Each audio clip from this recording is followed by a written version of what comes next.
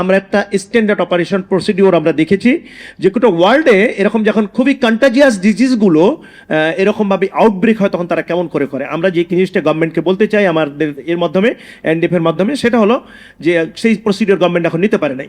এরকম কন্টাজিয়াস ডিজিজের রোগী যদি হসপিটালে আসে তাহলে আউটব্রেক আরও বাড়বে। আমরা বলতে চাই 24 আওয়ার টেলিফোন থাকবে, প্রত্যেকটা হেলথ স্টেজে 24 আওয়ার থাকবে টেলিফোন সার্ভিস। আমরা এখন টেলি সার্ভিস চালু আছে অনেক মেডিকেল কলেজে।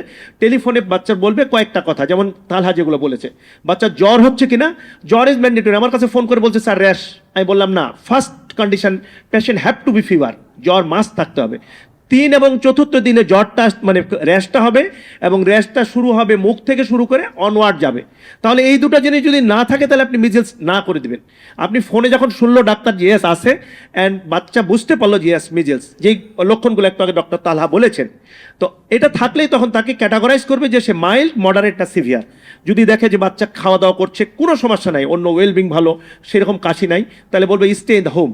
আপনি 2টা লোকের কাছে যেতে পারবেন না, বুড়ো দাদা নানার কাছে যাবেন না, আর প্রেগনেন্ট কেউ থাকলে যাবেন না। মনে রাখতে হবে প্রেগনেন্সিতে মেজেলস হলো ভয়ঙ্কর খারাপ, বাচ্চাকে কনজেন্ট অ্যানোমালি হবে, কোনো সন্দেহ নাই, তাহলে যাবে না। আর অন্য বাচ্চার থেকে আইসোলেশন রাখবে, তাহলে বাসায় থাকলে এরকম করবে এবং সে ফিডব্যাক দিবে কেমন আছে। দ্যাট মিন আমি বোঝাতে পেরেছি মাইল্ড হলে কি করবে।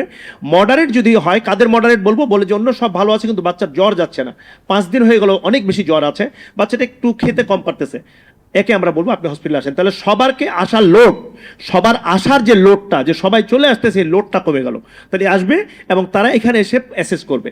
আর কোন বাচ্চাগুলো ভর্তি হবে সেটা ডক্টর তালহা বলেছেন, যেগুলো শ্বাসকষ্ট খুব বেশি হচ্ছে, যেটা মোটেই খেতে পারছে না, কনভালশন হচ্ছে, এগুলো ভর্তি হবে। তাহলে আমাদের কাছে গভর্নমেন্টের কাছে প্রথম হলো যে ট্রায়াস তৈরি করেন, টেলিফোনিক ট্রায়াস তৈরি করেন, হসপিটাল ট্রায়াস তৈরি করেন, ব্যবস্থা নেন। আপনাকে মনে রাখতে হবে ডক্টর তালহা বলেছেন, আমি স্বাস্থ্য সুরক্ষার উপর এই গভর্নমেন্টের সঙ্গে কাজ করতেছিলাম, এনডিএফ এর প্রতিনিধি ছিলাম আমি ওখানে।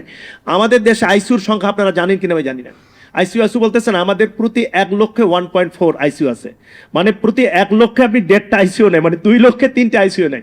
সুতরাং আইসিইউ যেন বেশি না লাগে, মেজারটা আগে নিতে হবে।